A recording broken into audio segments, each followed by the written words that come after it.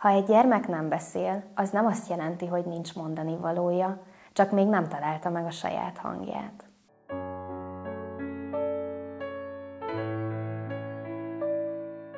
Fődi Anna vagyok, alternatív és augmentatív kommunikációs szakember.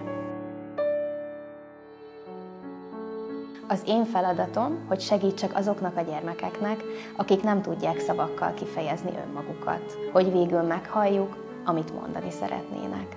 Magyarországon több ezer gyermek él, aki nem tudja elmondani, hogy mit szeretne, hogy éhes, hogy fáj valamije, vagy hogy boldog. Ez nem csak a gyermeknek nehéz, hanem a szülőknek is, akik tehetetlennek érzik magukat, mert nem tudják, mit szeretne a gyermekük. A kommunikáció mindenki számára lehetséges. Az AAK eszközök, legyen az képes kommunikáció, gesztusnyelv vagy technológiai eszközök, segítenek abban, hogy ezek a gyermekek végre kifejezhessék magukat.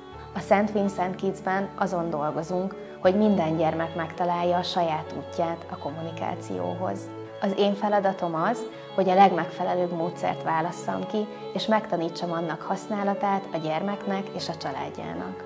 Egy kisfiú, akivel egyszer dolgoztam, évekig nem tudta elmondani az édesanyjának, hogy mennyire szereti. Amikor először használta az általam kiválasztott kommunikációs eszközt, és végre ki tudta fejezni az érzéseit, az egész család számára megváltozott a világ. Az érzésem. Szeretlek. Ha gyermeke nem beszél, ne várjon tovább. A kommunikáció fejleszthető, és mi segítünk megtalálni a legjobb megoldást.